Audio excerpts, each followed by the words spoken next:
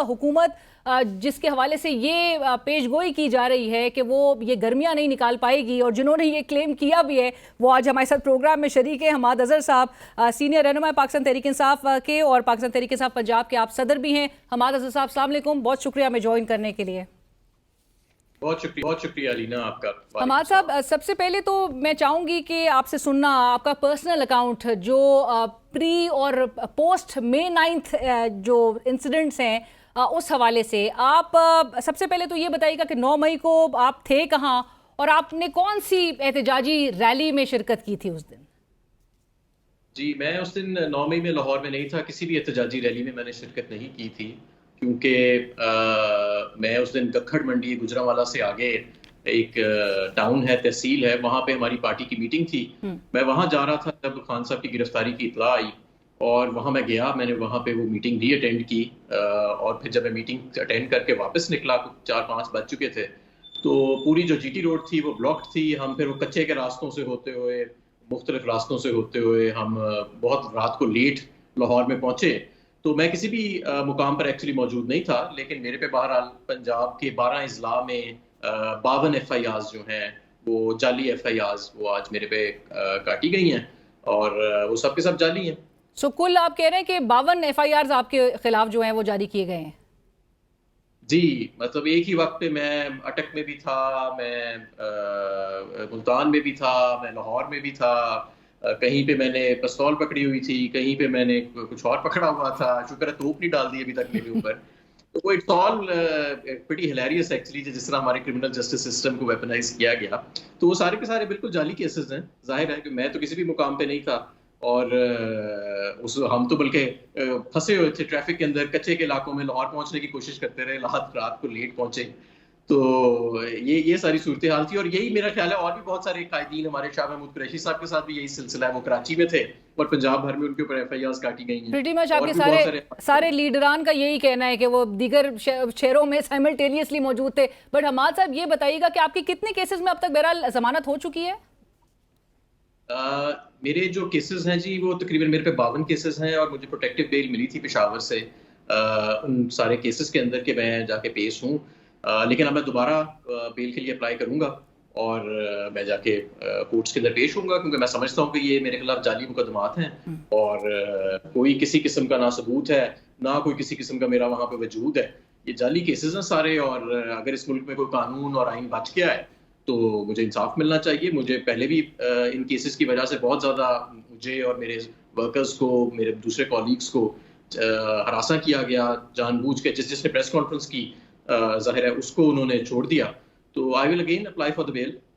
But آپ نے کہا کہ آپ پیش بھی ہوں گے. آپ نے گزشتہ ہفتے کا ایک سیناریو دیکھ لیا کہ آپ جہاں پر منظر عام پہ آئے اس کے بعد فوراً ہی پولیس پہنچ گئی تھی آپ کو اریسٹ کرنے کے لیے. حماد صاحب یہ بھی بتائیے گا کہ 1 سال جو آپ نے گزارا وہ کہاں کہاں گزارا، اور جو روپیوشی کی جو زندگی تھی اس کا تجربہ کیسا رہا؟ 1 سال میں نے پنجاب کے مختلف اضلاع میں ہی گزارا، چھوٹے شہروں میں، بڑے شہروں میں. اور میرے بچے جو ہیں انہیں، میری فیملی بلکہ، میں تقریباً 1 سال سے زیادہ ہو گیا ان کو نہیں دیکھا، ان سے نہیں ملا. ظاہر ہے کہ یہ زندگی آسان تو نہیں تھی، اور اس 1 سال کے اندر کچھ پڑھنے کا بہت موقع ملا، اپنے دین سے لگاؤ کا موقع ملا. پارٹی کے لیے میں اپنے کام کرتا رہا. مجھے پنجاب کا صدر اسی دوران، ایکٹنگ پریزیڈنٹ اور جنرل سیکرٹری مجھے نامینیٹ کیا گیا. اور پھر یہ ہمارا الیکشنز کا جو سارا ٹکٹنگ کا پروسیس تھا، ہماری پارٹی کے اوپر ایک بالکل ایک اسٹیٹ ڈریون اسالٹ تھا کہ ہمارے پاس کوئی کینڈیڈیٹ نہ رہ جائے. ان کی یہ کوشش تھی ہمارے پاس کوئی بیانیہ نہ رہ جائے.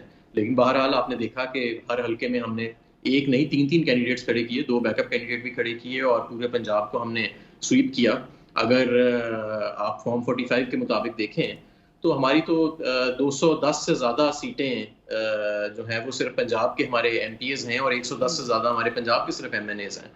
تو نہ تو پارٹی کو ہم نے بکھرنے دیا، نہ ہم نے اپنے بیانیے کو بکھرنے دیا. اور پاکستان میں جو قانون کی اور آئین کی جنگ چل رہی ہے اس کو بھی پورے بڑے مؤثر طریقے سے ہم نے اس جنگ کو ہم آگے لے کے چلے، اور ابھی بھی چل رہے ہیں. ابھی بھی ہم اسی اسٹرگل کے حصے میں اور گزر رہے ہیں. ابھی بھی سختیاں کم تو نہیں ہوئی ہم پہ، ابھی بھی بہت سختیاں ہیں، ابھی بھی دھمکیاں ہیں، ابھی بھی ہراساں کیا جا رہا ہے، ابھی بھی غیر قانونی ہتھ کنڈے استعمال کیے جا رہے ہیں. کہ کسی طرح ہم مان لیں اس فارم 47 کی حکومت کو اپنے کلیم سے پیچھے ہٹ جائیں یا تحریک انصاف خدا نخواستہ چھوڑ دیں. تو یہ ساری چیزیں ابھی بھی جاری و سازی ہیں، لیکن ہم نے جس طرح پہلے مقابلہ کیا ہے اور اتنا لمبا طویل سفر طے کیا ہے اللہ تعالیٰ کے رحم سے، تو انشاءاللہ تعالیٰ آئندہ بھی ہم سفر طے کریں گے، اور پورا اس ملک میں قانون اور آئین کی بالادستی جب تک نہیں ہوگی تب ہی ہم سکون سے بیٹھیں گے. رائٹ، بٹ حماد صاحب ایک سوال یہ کرنے کی اجازت دیجئے کہ آپ نے، اور یہ سوال کیونکہ ریز بھی کیا جاتا ہے کہ آپ نے ڈاکٹر یاسمین راشد صاحبہ ہوں، میاں محمود الرشید صاحب ہوں، عمر سرفراز چیمہ صاحب ہوں، اعجاز چودھری صاحب کی طرح گرفتار ہونے یا جیل کاٹنے کو ترجیح کیوں نہیں دی آخر، اور روپوش ہونا مطلب روپوش رہنا ہی اس کو کیوں آپ نے پریفر کیا؟ آپ کوئی مطلب کوئی خوف زدہ تھے جیل جانے سے؟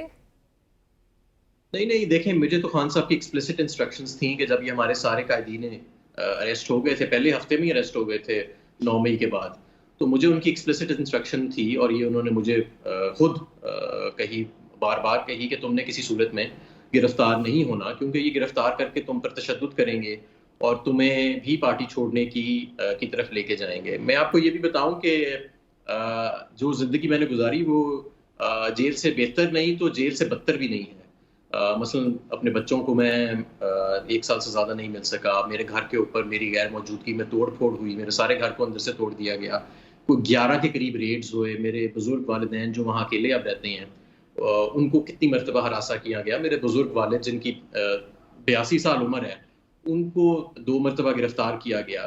تو یہ ساری چیزیں ظاہر ہے میرے لیے آسان نہیں تھی، اور میں نے بہت مرتبہ یہ بھی کبھی سوچا، میرے دل میں خیال آتا تھا کہ یار اگر میں بھی گرفتار ہو جاتا، میں بھی جیل میں ہی رہتا، تو چلو ہفتے میں 1 دفعہ بچوں سے ملاقات ہو جاتی، چلو یہ پیچھے میرے جو یہ سارا کچھ ہو رہا ہے یہ سلسلہ نہ ہوتا. لیکن مجھے عمران خان صاحب کی سخت ہدایت تھی کہ پارٹی کو زندہ رکھنا ہے، پارٹی کے تنظیمی معاملات آپ نے چلانے ہیں، اور کسی بھی صورت آپ نے گرفتار نہیں ہونا، کیونکہ خاص طور پہ میرے حوالے سے ان کو یہ تھا کہ یہ ضرور تم پر تشدد کریں گے اور تمہیں زبردستی تم سے پریس کانفرنس کرانے کی کوشش کریں گے. اور آپ پہ یہ دباؤ تھا پارٹی چھوڑنے اور پریس کانفرنس کرنے کا؟ ظاہر ہے کہ یہ دباؤ کی وجہ سے ہی سارا کچھ کیا جا رہا ہے نا. ان کی تو شروع میں یہی کوشش تھی کہ جو ان کے ہاتھ لگتا تھا اس کو ماریں، اس پہ تشدد کریں، اس کو ہراساں کریں، اس کو دھمکیاں دیں. اور آپ نے دیکھا کہ ظاہر ہے لوگ ہمارے، دیکھیں لوگ انسان ہی ہے نا، کوئی لوہے کے تو نہیں بنے ہوئے، اور ہم کو ملیٹنٹ جماعت تو نہیں ہے. تو کچھ لوگوں کو توڑنے میں کامیاب ہو گئے، کچھ لوگوں کو یہ نہیں توڑ سکے، اور تو یہ ایک مکسڈ سا لوگوں کا تھا ریئیکشن. ظاہر ہے لوگوں کے ساتھ رویہ بھی مکسڈ تھا، ہر ایک پہ تشدد نہیں ہوا، کچھ لوگوں پہ ہوا تشدد، کچھ لوگوں کی عمر کا لحاظ کیا، کچھ کا نہیں کیا. میاں محمود رشید صاحب نے کورٹ میں بیان دیا کہ ان پر تشدد ہوا، عدالت میں جا کے باقاعدہ خلفیہ بیان دیا جج کے آگے کہ ان پر پولیس کسٹڈی کے دوران تشدد ہوا. تو ظاہر ہے کہ یہ خطرہ تو تھا کہ اگر میں پکڑا جاتا تو مجھ پر بھی ہوتا تشدد. تو اس وجہ سے خان صاحب کی ایکسپلیسٹ ڈائریکشن تھی، اور بڑی دفعہ لوگوں سامنے بھی انہوں نے یہ ڈائریکشن دی مجھے کہ ابھی تم نے باہر نہیں نکلنا، پارٹی کے تنظیمی معاملات کو، پورے پنجاب کو آپ نے دیکھنا ہے. اور وہ میں نے جتنی بھی میری تھوڑی بہت صلاحیت تھی وہ میں نے پوری ایمانداری سے کرنے کی کوشش کی. رائٹ حماد صاحب، تو پھر گزشتہ ہفتے جب آپ منظر عام پر آئے، آپ رؤوف حسن صاحب سے آپ کی سیکریٹریٹ میں آپ کے پارٹی کے ملاقات بھی ہوئی، اس وقت خان صاحب نے، اور جو یہ بات سامنے آئی تھی کہ انہوں نے کہا اب آپ کے باہر آنے کا وقت آ گیا ہے، کیا دیکھتے ہوئے انہوں نے یہ سوچا کہ اب آپ کو روپوشی ختم کرنی چاہیے اور منظر عام پر آ جانا چاہیے؟ بڑی دلچسپ بات ہے یہ. رؤوف حسن صاحب کے حملے سے 1 ہفتہ پہلے ایک صاحب جو ملے اور انہوں نے میرے حوالے سے ان سے گفتگو کی کہ وہ پوچھ رہے ہیں کہ ان کے لیے کیا حکم ہے. تو عمران خان صاحب نے کہا کہ ابھی اس نے باہر نہیں آنا کیونکہ ابھی بھی اس کو خطرہ ہے.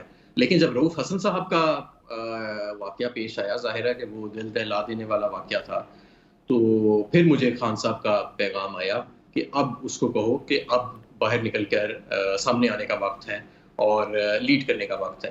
تو میں نے ودن 24 آورز، 24 گھنٹے کے اندر جو مجھے یہ پیغام ملا خان صاحب کا، میں پارٹی کے اپنے دفتر میں گیا، اور مقصد تو میرا بیسیکلی رؤوف حسن صاحب کے ساتھ اظہار یکجہتی کرنا اور ان کی تیمارداری کرنا تھا. وہ مجھے ملے وہاں پہ، اور مجھے معلوم تھا کہ میں وہاں آیا ہوں، تو ظاہر ہے وہ سارا میڈیا بھی وہاں پہ موجود تھا. یہ جیسی بات باہر نکلے گی تو دوبارہ ایک وہ ٹیرر ٹیکٹک جو ہے وہ استعمال کی جائے گی اور دبایا جائے گا، ڈرانے کی کوشش کی جائے گی. وہ بھی سارا کچھ ہوا، لیکن میں اس وقت موجود نہیں تھا. اور مزید کیا آپ کو اور مراد سعید صاحب کو ہدایات دی گئی ہیں آپ کے جماعت کے بانی کی طرف سے؟ مراد سنگھ صاحب کا تو مجھے نہیں پتا کہ انہیں کوئی ہدایت دی گئی ہے کہ نہیں، اس حوالے سے ان کو شاید مختلف ہدایت دی گئی ہے میرے سے. باقی جو ہمارے لوگ ہیں ان کو تو اب یہی کہا جا رہا ہے کہ اب آپ نے آہستہ آہستہ باہر آئیں اور یہ باہر نکل کے اب جد و جہد کرنے کا وقت ہے. میں سمجھتا ہوں کہ ویسے آخری مرحلے میں ہم داخل ہو رہے ہیں اس جد و جہد کے، اور لوگوں کے اندر جو ایک بڑی انہوں نے کیمپین چلائی تھی، خوف کی مہم پھیلائی تھی، وہ خوف کا الٹا اثر پڑا ہے. آپ نے دیکھا لوگوں نے سارے بیریئرز توڑ کے، جو انہوں نے سوشل بیریئرز اور دہشت گردی سے خوف کی فضا پورے ملک میں پھیلائی تھی، لوگوں نے نکل کے ووٹ ڈالے پاکستان تحریک انصاف کو، 2/3 اکثریت دی ہمیں فارم 45 کے اوپر. تو اب وہ ایک دہشت گردی کا اور وہ دہشت کا جو ایک ایلیمنٹ انہوں نے بڑا کرافٹ کیا تھا وہ تو ختم ہو گیا، بلکہ لوگوں میں غصہ آ گیا بہت زیادہ. اور اس کا ریئیکشن ہے سوسائٹی کے اندر کہ یار یہ آپ نے کس طرح کے لوگوں کو قوم پہ مسلط کر دیا، اور کس طرح کے لوگوں کو آپ نے غدار بنانے کی یا مجرم بنانے کی آپ نے ایک میڈیا کیمپین اور ایک یہ جعلی قسم کی جو آپ نے ایک ریاستی کارروائی شروع کی ہے. تو اس کا ایک بہت شدید اور شدت کے ساتھ اس کا ریئیکشن جو ہے وہ آج سوسائٹی کے اندر پایا جا رہا ہے. رائٹ، بٹ حماد صاحب آپ نے رائٹ، قطع کلامی کی معافی، لیکن آپ نے کہا کہ ریئیکشن آبویسلی ہے. 8 فروری کو بھی دیکھا گیا، لائک یو مینشنڈ. آپ نے جو پیشن گوئی کی ہے، آپ کی پریڈکشن ہے کہ یہ حکومت گرمیاں نہیں نکال پائے گی، اور آپ کہہ رہے ہیں کہ شدید ایک ملک گیر احتجاج سے یہ لوگ جو ہے وہ ملک سے فرار ڈھونڈ رہے ہوں گے. شدید ملک گیر احتجاج، ہمیں تو احتجاج ہی اس وقت نظر نہیں آ رہا. نہیں، یہ دیکھیں جی، خان صاحب کی کال ہے کہ انہوں نے کب پرامن احتجاج کی کال دینی ہے. ابھی ہم کنونشنز کر رہے ہیں، جلسے کر رہے ہیں، وہاں پہ بھی کریک ڈاؤن ہوتا ہے. لیکن میں سمجھتا ہوں کہ معاشرے کے اندر جو اب جو ایک ریسٹلیسنس ہے وہ ایک حد سے زیادہ بڑھ چکی ہے. اور جو انہوں نے 2 سال کے اندر معیشت کا بیڑا غرق کیا، جو مہنگائی کے سارے اثرات اب آ کے وہ اپنے کلائمیکس پہ پہنچ رہے ہیں. لوگوں کو بھی سمجھ آ گئی ہے کہ یہ سارا ایک فینسی ڈریس شو سا جو رچایا ہوا ہے، اس طرح ملک ترقی نہیں کر سکتا. ہمیں آگے کوئی روڈ میپ نظر نہیں آ رہا، کوئی ویژن نظر نہیں آ رہا لوگوں کو. لوگ مایوس ہیں اور لوگ غصے میں بھی ہیں ملک میں. اور یہ ہمارے جو ارباب اختیار ہیں وہ بالکل ٹون ڈیف ہو چکے ہیں. ٹون ڈیف سے مراد یہ ہے کہ ان کو بالکل عوام کی آواز اور جو بے چینی عوام میں پائی جا رہی ہے وہ نہیں ہے. تو میری اپنی ایک کیلکولیشن ہے، اور میں نے یہ کیلکولیشن پچھلے اگست میں بھی کی تھی جب میں ایک اور اینکر کے شو میں گیا تھا. اس وقت بڑے ہمارے جو لوگ جن کو سمجھا جاتا ہے کہ وہ پراکسیز ہیں اسٹیبلشمنٹ کے، وہ آ کے ٹی وی پر بیٹھ کے یہ دعویٰ کرتے تھے کہ جب الیکشن کا وقت آئے گا تو پی ٹی آئی کے پاس امیدوار نہیں ہوں گے کھڑے کرنے کے لیے. اور میں نے اس وقت کہا تھا کہ نہ صرف کہ ہمارے پاس ضرورت سے زیادہ امیدوار ہوں گے، بلکہ انہیں الیکشن بھی کرانے پڑیں گے اور ہمارے امیدوار جو ہیں وہ الیکشن سویپ کریں گے. اور ایسے ہی ہوا. میں آپ کو اب دوبارہ بتا رہا ہوں کہ جس طرف یہ معیشت کو لے کے جا رہے ہیں، اس حکومت کے پاس کوئی لیجٹمیسی نہیں ہے، ان کے پاس کوئی اخلاقی جواز نہیں ہے ملک پر رول کرنے کا. لوگوں نے ان کو ووٹ نہیں ڈالے. یہ جو کابینہ بنی بیٹھی ہے، اس میں کسی کو 2000 ووٹ پڑے ہیں، کسی کو 5000 پڑے ہیں. اس میں ایک ہنسا ایڈ کر کے اور دوسرے کا ہنسا نکال کے ان کو جتایا گیا ہے. یہ ان کے پاس ملک کو، معیشت کو اس وقت ریفارم کی ضرورت ہے. معیشت کو اس وقت جو ان فیصلوں کی ضرورت ہے وہ یہ لوگ نہیں کر سکتے. نہ ان کے پاس ہے، نہ ان کے پاس مینڈیٹ ہے، نہ ان کے پاس لیجٹمیسی ہے. وہ وہی کر سکتا ہے جس کے پاس یہ سارا کچھ ہو. تو یہ جو موجودہ نظام ہے وہ تو جس دلدل میں انہوں نے ہمیں خود پھنسایا ہے، اس سے اب ہمیں نکالنے کی قابلیت نہیں رکھتے. حماد صاحب، کہنے کا مقصد ہے کہ آپ کے جو لوگ اگر سڑکوں پہ آنے والے دنوں میں نظر بھی آئے، آپ کہتے ہیں کہ ایون بجٹ کے بعد بھی اگر سیناریو اس طرح کا نظر آئے کہ عوام کی بالکل برداشت سے، کیونکہ باہر ہو چکی ہے آلریڈی، عوام باہر بھی آتے ہیں، تو آپ کو لگتا ہے کہ احتجاج سے کسی بھی حکومت کو گھر بھیجا جا سکتا ہے؟ آپ لوگ تو ایکسپیرینس ہے، 2014 کا بھی سیناریو آپ کے سامنے جہاں پر دھرنا دیا گیا تھا، تو حکومت تو ایسے نہیں جاتی. نہیں، دیکھیں جو پبلک کا ریئیکشن ہوتا ہے اس کا بڑا اثر تو ہوتا ہے. اور یہ کہنا بڑا آسان ہے، چاہے کوئی جمہوری رجیم ہو یا غیر جمہوری رجیم ہو، چاہے کوئی جمہوری لیڈر ملک پہ برسر اقتدار ہو یا کوئی آمر ہو. آپ نے دیکھا پاکستان میں کوئی عوام کے سمندر کے آگے زیادہ دیر ٹک نہیں سکا. عوام کے ساتھ اگر آپ جنگ کریں گے، عوام کے ساتھ اگر آپ عوام کے ریئیکشن کے اگینسٹ اگر آپ اپنے آپ کو زبردستی ڈنڈے کی زور پہ اور غیر منتخب لوگوں کی زور پہ اپنے آپ کو مسلط رکھنے کی کوشش کریں گے، تو پاکستان کی تو تاریخ یہی ہے کہ ایسے نہیں ہو سکتا. ہم تو بہرحال یہ چاہتے تھے کہ الیکشنز فری اینڈ فیئر ہوں، اور ابھی بھی ہم یہ چاہتے ہیں کہ مینڈیٹ واپس دیا جائے تاکہ ملک استحکام کی طرف جائے اور معیشت کا پہیہ دوبارہ چلنے لگے اور چیزیں جو ہیں وہ کول ڈاؤن ہوں. لیکن انفارچونیٹلی ہم دیکھ رہے ہیں کہ ایسا بالکل نہیں ہو رہا. مزید قوم کو ایک دیوار کے ساتھ دھکیلنے کی کوشش کی جا رہی ہے. اور آپ کو پتا ہے کہ ایک یہ پریشر کوکر ہی ہوتا ہے کہ یہ ایک حد سے زیادہ پریشر لے سکتا ہے، اس کے بعد سیٹی بول جاتی ہے. رائٹ. تو یہ عوام کی سیٹی بولنے والی ہے، یہ ان لوگوں کو ریئلائز نہیں ہو رہا. ہم تو دعا کرتے ہیں کہ معاملات جو ہیں وہ خوش اسلوبی سے اور امن و امان کے ساتھ اور ایک جمہوری انداز کے اندر طے ہونے چاہیے. آپ نے وہ جس طرح ابھی تھوڑی دیر پہلے کہا کہ ٹون ڈیف جو موجودہ حکومت ٹون ڈیف نظر آ رہی ہے، وہ پرہیپس سیٹی بھی بج رہی ہے، ان کو وہ بھی نہیں سنائی دے رہا ہے، اب صرف پریشر کوکر پھٹنے کا انتظار کیا جا رہا ہے. بٹ حماد صاحب یہ بتائیے گا کہ پنجاب میں جو آپ کی جماعت کی مرکزی قیادت جس طرح سے ایک جیل میں نظر آتی ہے، آپ جیسے رہنما منظر عام پر نہیں اس طرح سے آ سک رہے ہیں واپس، اس سے پارٹی کا کتنا نقصان ہوا ہے آپ کے خیال میں؟ دیکھیں، پارٹیز جو ہوتی ہیں ان کو لیڈرز ہی چلاتے ہیں. آپ کی فرسٹ ٹیئر لیڈرشپ ہوتی ہے جو ظاہر عمران خان صاحب ہیں، پھر آپ کی ایک سیکنڈ ٹیئر ہوتی ہے جس کے اندر آپ کی مرکزی اور صوبائی قیادت آتی ہے، پھر آپ کی تھرڈ ٹیئر ہوتی ہے جس کے اندر آپ کے اضلاع کے اندر اور حلقوں کے اندر قیادت آتی ہے. تو انہوں نے ہماری فرسٹ اور سیکنڈ ٹیئر قیادت کو کرپل کرنے کی کوشش کی، اور جتنے بھی آبجیکٹیوز تھے نا جو انہوں نے رکھے تھے علینا، نمبر 1 آبجیکٹیو تو یہ تھا کہ ان کی پارٹی ہی ختم ہو جائے، ان کا بیانیہ ہی ختم ہو جائے، ان کا کوئی نام لینے والا ہی نہ بنے، کہ جیسے کاف لیگ منظر عام سے غائب ہو گئی تھی اس طرح یہ منظر عام سے غائب ہو جائے، یہ ختم ہو جائے، مطلب کاغذ پہ بھی نہ رہے. لیکن لوگ ہمارے ساتھ کھڑے ہوئے اور لوگوں کو یہ ساری چیزیں نظر آ گئیں، اور ہم تو پہلے بھی سمجھاتے تھے کہ ایسے نہیں ہوتا. جو جینوئن پولیٹیکل ورکرز ہوتے ہیں، جو جینوئن پولیٹیکل موومنٹس ہوتی ہیں، اس وقت آپ دیکھیں پاکستان تحریک انصاف کس چیز کی نمائندگی کر رہی ہے. پاکستان تحریک انصاف صرف مجھے کوئی وزیر بننے کا یا عمران خان کو اکیلے وزیر اعظم بننے کا شوق نہیں ہے رہا، ہمیں کوئی یہ شوق ہمارے پورے ہو چکے ہیں. اس وقت پاکستان تحریک انصاف نمائندگی کر رہی ہے یوتھ کی اور ایک مستقبل کی. آپ کو جو اصلی پاکستان ہے نا، جو ٹیلنٹڈ پاکستان ہے، جو یوتھ ہے، جو نوجوان ہے، جس کا مستقبل داؤ پہ لگا ہوا ہے، وہ چیخ چیخ کر پکارتا نظر آ رہا ہے کہ میں اپنے ملک کے معاملات، اپنی مملکت کے معاملات مزید ایسے نہیں چلانا چاہتا جیسے پہلے چلے ہیں اور خاص طور پہ پچھلے 2 سال میں چلے ہیں. ہم اس جذبے کی اور ہم ان احساسات کی، ان تصورات کی نمائندگی کر رہے ہیں. اگر آپ ہمیں دبائیں گے تو آپ صرف ہمیں نہیں دبا رہے، آپ پورے پاکستان کی وہ عوام جو نیا پاکستان ہے، جو بہتر پاکستان کی طرف ہے، آپ ان کے احساسات، ان کے تصورات اور ان کی خواہشات کو دبا رہے ہیں. اور قوموں کو کبھی بھی دبایا نہیں جا سکتا. یہ 2024 آ چکا ہے، 1924 نہیں ہے. یہاں ڈنڈے کے زور کے اوپر آپ نہیں دبا سکتے، یہاں ٹویٹر کو بین کرنے سے آپ لوگوں کی آراء کو نہیں روک سکتے. لیکن حماد صاحب وہ تو آپ کو پیشکش بھی کر رہے ہیں، موجودہ حکومت بھی، حکمران جو ہیں وہ پیشکش کر رہے ہیں آئے ہمارے ساتھ مذاکرات کریں. رانا ثناء اللہ صاحب تو بار بار پیشکش کر رہے ہیں. عمران خان صاحب اب کیا چاہ رہے ہیں؟ سیاسی جماعتوں کے ساتھ وہ بیٹھنا نہیں چاہتے، جن سے وہ بات کرنا چاہتے ہیں وہ دلچسپی نہیں رکھتے، سو اب معاملہ آگے جائے گا کیسے؟